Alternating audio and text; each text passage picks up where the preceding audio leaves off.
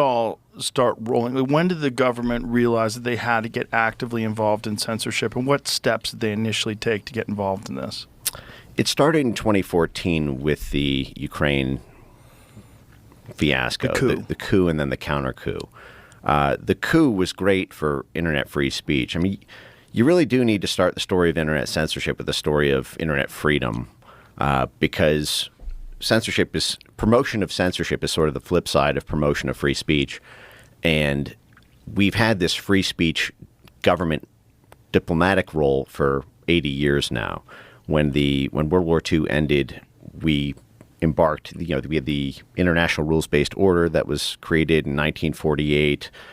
We had the UN, we had NATO, we had the IMF, the World Bank. We had this big global system now.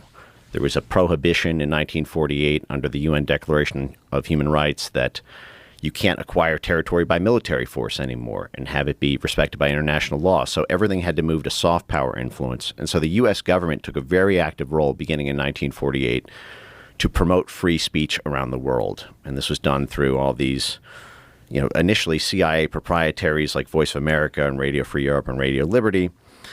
And then the whole Wisner's, Wurlitzer, State Department CIA apparatus, all the early partnerships with the media and the war machine around propaganda for World War II continued through the Cold War. And then that hit the gas with promotion of free speech on the internet when the internet was privatized. It was initially a military project, so it was a government operation from Jump Street. And then in 1991, the World Wide Web came out, civilian use. And right away, the State Department, the military, our intelligence sphere was promoting free speech so that we could have a basically government pressure on foreign countries to open up their internet, to allow basically groups that the U.S. government was supporting to be able to combat state control over media in those other countries. So we already had this sort of deep interplay between government, tech companies, universities, NGOs that dates back 80 years. If you look at the evolution of NGOs like Freedom House or the Atlantic Council or Wilson Center in promoting these free speech things. So, but what happened is in 2014, we had about 25 years of successful free speech diplomacy. And then there was we tried to overthrow the government of Ukraine. We successfully did. And I'm not even arguing whether that's a good or a bad thing. But the fact is the U.S. did effectively January 6th, the Yanukovych government out of power in 2014. I mean, we literally had our Assistant Secretary of State for Europe and Eurasian Affairs, Victoria Nuland, handing out cookies and water bottles to violent street protesters as they surrounded the Parliament building and ran the democratically elected government out of office. But then what happened is the eastern side of the state completely broke away. So we don't respect this new U.S.-installed government. Crimea voted in a referendum to join the Russian Federation.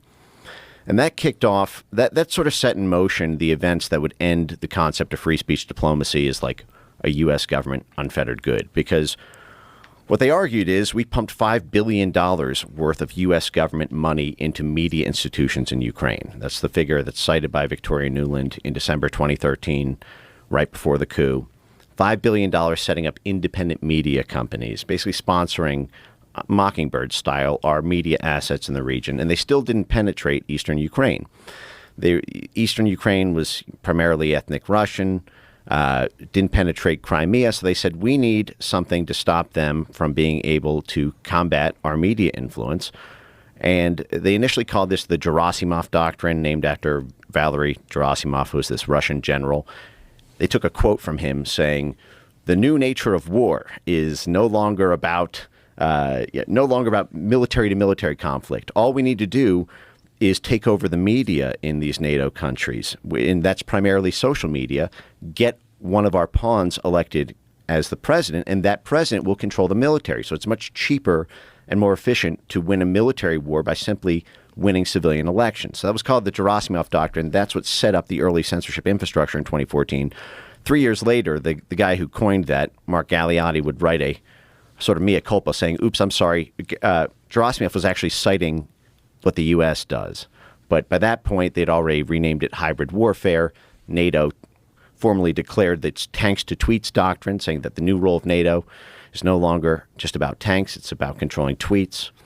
And then Brexit happened in June 2016. In July 2016, the very next month in Warsaw, NATO added hybrid warfare to its formal charter, basically authorizing the military, the diplomatic sphere, and the intelligence world to take control over social media. And then 5 months later, Trump won the election, being called a Russian asset. So all that infrastructure was redirected home to the U.S.